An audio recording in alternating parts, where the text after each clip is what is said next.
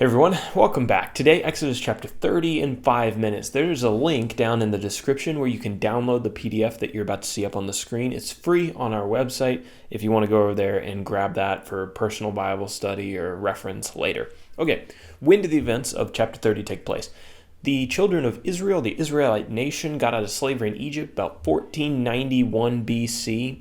The events of chapter 30 specifically happened 3 to 4 months after that, and we know that from Exodus chapter 19 and verse 1.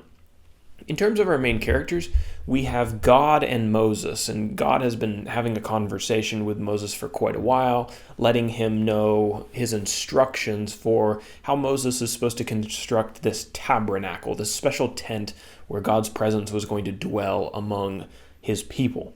We've got God, Moses, and then Aaron. Aaron was Moses' brother, and God selected him to be the high priest. So he was going to be over all the affairs of this tabernacle structure and all the service to God. And then Aaron had some sons, Nadab, Abihu, Eleazar, and Ithamar, and they were going to help him and assist him as priests. Geographically speaking, the children of Israel were camped around Mount Sinai, and I have the traditional location of Mount Sinai on the map there. On the PDF, you can see where it was located. Just know there is some debate about that location, but what I have marked is the traditional location. In chapter 30, God gives Moses a few more directions and instructions and patterns for building unique items that were going to go into the tabernacle. The first one, verses 1 through 10, God gives instructions for the altar of incense. So Moses was supposed to create an altar for burning incense specifically and put it in the tabernacle in front of the veil that separated the holy place from the most holy place. The dimensions of the altar of incense are given. It was supposed to be 1 cubit wide, 1 cubit long, and 2 cubits tall. God told Moses to make it out of acacia wood and then to overlay the whole thing with gold. Rings were then attached to the moldings so that the altar could be carried on poles, just like the golden table and the Ark of the Covenant and the the altar of burnt offering.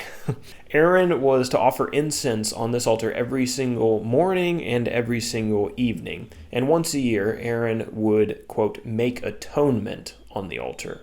Then in verses 11 through 16, we step away from the items that were in the tabernacle. We talk about a special offering that was taken up for the tabernacle and the work that needed to be done there. This was the census offering. So when Moses made a census of the people, he was to collect a half shekel offering from each person over the age of 20. The offering was to be a ransom for the life of the people, as it was described, and the money was to be devoted to the expenses of the tabernacle and the priests that served there.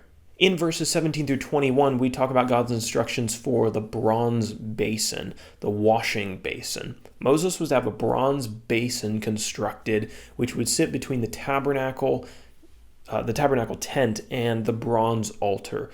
And Aaron and the other priests were required to wash at this basin before they offered sacrifices or they entered the tabernacle.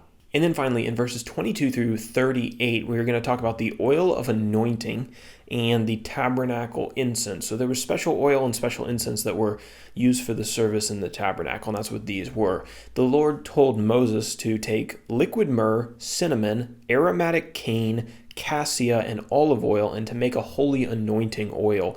And the oil was supposed to be used to anoint everything within the tabernacle complex, all of the holy things. Additionally, Aaron and his sons as priests were going to be anointed with this oil. The oil was only to be used on the priests and on the holy things, and it was not to be recreated for any other purpose. Next, God gave Moses the recipe for the special tabernacle incense that was going to be burnt on the altar of incense. It contains sweet spices, stacte, oncha, galbanum, frankincense, and salt. And this incense also was not to be created for any other reason.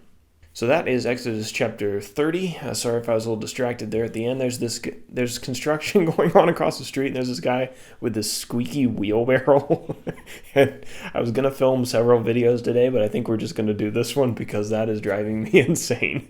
But rather than do an application for this chapter, I've included a diagram of the tabernacle. We've added a few new items. We've added the altar of incense there in the holy place, and also the bronze basin between the tabernacle and the bronze altar. So check that out and kind of get your bearings as we move through these chapters.